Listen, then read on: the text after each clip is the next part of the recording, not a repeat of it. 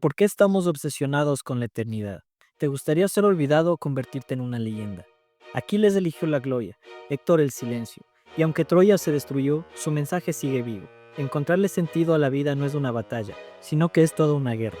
Psicólogos como Viktor Frankl, quien fue un sobreviviente de un campo de concentración, descubrió que el 20% de nuestros miedos giran alrededor de esto, morir sin que importemos. Y aunque no lo creas, la manera en cómo le demos significado a la muerte puede orientarte mucho a un sentido de la vida, a un sentido de propósito, mejor dicho, y hoy entenderás por qué.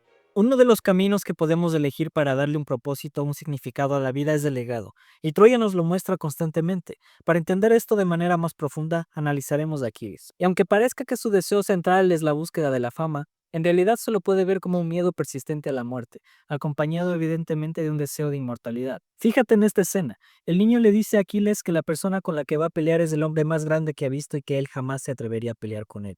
A lo que él le responde que es por esa razón que el mundo lo olvidará. También hay otra escena en la que Aquiles está hablando con su madre, y ella le dice que si va a Troya él morirá, pero su nombre vivirá por siempre. Y él elige eso frente a la opción de vivir en paz formando una familia. A esto se lo puede interpretar como un miedo a no ser reconocido. Aquiles escribía poemas y canciones con su nombre, y aquí está su grave error, porque muchas veces el vacío existencial no se llena con éxitos como nos lo suelen hacer creer, sino que se lo hace con significados. Aquiles confundió el significado con la gloria eterna, porque a la final esto solamente sirve como un analgésico contra el miedo intrínseco a no importar, similar al miedo que suele ser común hoy en día a no tener los suficientes likes o seguidores. La cara de Aquiles lo dice todo cuando Briseida le pregunta qué queda para ti después de la guerra.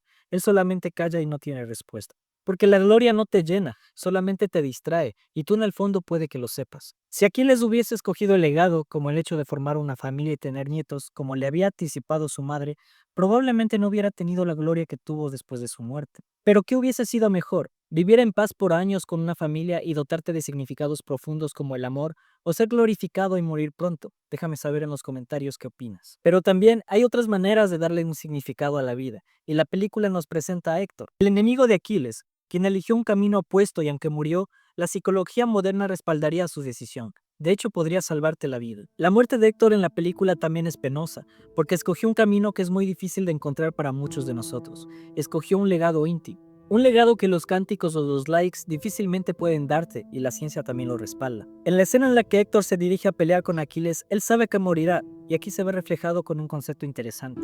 La integridad del yo, que tiene que ver con aceptar la muerte de la mejor manera posible, porque viviste en coherencia con tus valores y principios. El código de Héctor es explícito en la película. Honra a los dioses, ama a tu esposa y defiende a tu nación.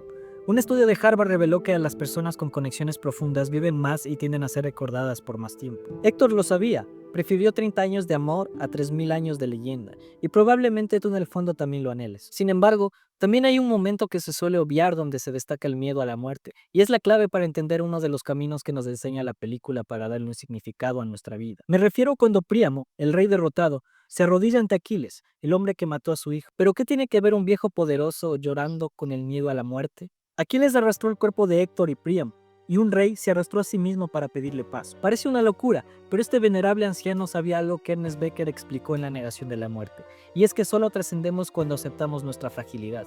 Príamo no rogaba por un cadáver, rogaba por liberarse del miedo a que su amor por Héctor muriera con él.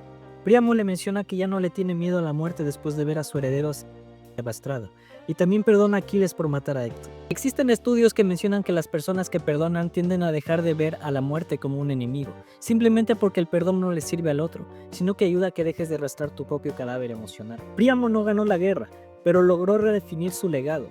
En vez de ser el rey que perdió Troya, es el rey que movió montañas por su hijo. Y aquí está el secreto: el perdón no borra el dolor, lo convierte en un significado. Incluso Aquiles, al ver el cadáver de Héctor, se tira en lágrimas porque al ver a Príamo entendió que la gloria solo es un espejismo.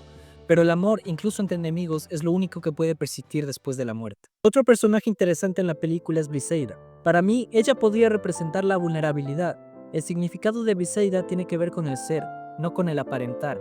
Ella tampoco busca estatus o canciones, pero fue la única que logró mover los sentimientos y pensamientos de Aquiles, y en ese acto le da lo que él nunca tuvo, un instante de autenticidad, como cuando eliges llorar frente a alguien en lugar de fingir fuerza. A la final, Aquiles muere por vengar a Patroclo en manos de Paris, pero es Briseide a quien cierra sus ojos. Porque a la final, la eternidad no lo escriben los poetas, lo escriben quienes nos vieron reales y en quienes dejamos una huella. Otro de los posibles secretos de la película es que puede ser que en el fondo Paris no amaba a Helena, sino que amaba la idea de ser recordado. Esto se podría explicar mediante la teoría del manejo del terror, donde se toman decisiones absurdas para distraernos del vacío existencial. Es decir, Paris en su momento pudo haber enviado de regreso a Helena, pero prefirió una guerra. Según esta teoría, cuando recordamos nuestra mortalidad, tendemos a actuar para reforzar nuestra autoestima cultural. Puede ser que la relación de Paris haya sido solamente un capricho, como lo dijo Héctor en su momento, e inconscientemente Paris solo quería sentirse recordado de alguna manera. Piénsalo, la película nos muestra a Paris como un experto seductor, es decir, no tenía problemas con encontrar relaciones con mujeres. Pero ¿por qué fijarse de manera tan intensa justamente en Helena, la esposa de Menelao? Pero el giro aquí va más allá, y es que probablemente Paris no sea un cobarde como tal, sino más bien puede analizarse como un espejo. Como cuando compras algo innecesario para sentirte vivo. Según varios estudios, el 78% de las decisiones impulsivas son intentos de escapar de la ansiedad existencial. Paris en una ocasión le menciona a Héctor que él no es un guerrero, sino que es un príncipe. Esa frase puede que no proyecte orgullo, sino más bien desesperación. Él sabía que jamás sería como Héctor o Aquiles, así que inconscientemente inventó un rol, la del amante trágico, y esto nos hace pensar en cuántas veces nosotros inconscientemente inventamos roles para no sentirnos olvidados. Otra interpretación interesante es que Helena jamás existió, al menos no como lo pensamos. A ella se lo podría ver como un símbolo que se suele llamar en psicología como enfermedad mortal, que tiene que ver con perseguir ideales que al alcanzarlos se desvanecen, y de cierta manera nosotros muchas veces simbólicamente estamos buscando a nuestra propia Helena. El acto de raptar a Helena de las manos de Menelao, más que un acto heroico de amor, parece un acto de desesperación, ¿no lo crees? Como mencioné antes, probablemente Paris quería también ser recordado al igual que Aquiles. En este caso, Helena sería solamente una proyección narcisista, alguien que sirve para llenar un vacío, como cuando compras algo nuevo y a la semana ya no te hace feliz o te aburre. Y de cierto modo, Helena también sabía que era una especie de fantasma. En una ocasión dice que ningún hombre merece morir por ella. Muchas veces el ser humano tiende a huir de sí mismo persiguiendo objetos externos para evitar enfrentar su libertad. Helena representaba ese simbolismo perfecto y por eso Troya ardió. En sí, el mensaje que se podría extraer de aquí es que nada externo puede llenar un vacío. Un estudio interesante reveló que el 73% de las personas que alcanzan sus metas materiales tienden a sentirse más vacías. La prueba final está en el destino de Helena, y aunque en la película no nos muestran esta parte, las fuentes homéricas nos dicen que Paris fue asesinado, y que Menelao, aunque en la película muere a manos de Héctor, termina por recuperarla solo para ignorarla el resto de sus días, y al final, Helena termina siendo solamente un pretexto para la guerra. Al final, Aquiles tuvo una visión no recomendable sobre la gloria y el significado de propósito. Paris se mintió a sí mismo sobre sus deseos, como cuando nosotros pensamos que seremos felices cuando tengamos ese algo material. Pero siempre habrá una Briseida, aquella que jamás buscó nada, que vio simplemente por amor, literalmente solo existió, como Forrest Gump, que nunca buscó nada en específico en su vida, y solo amaba a su madre y a Jenny.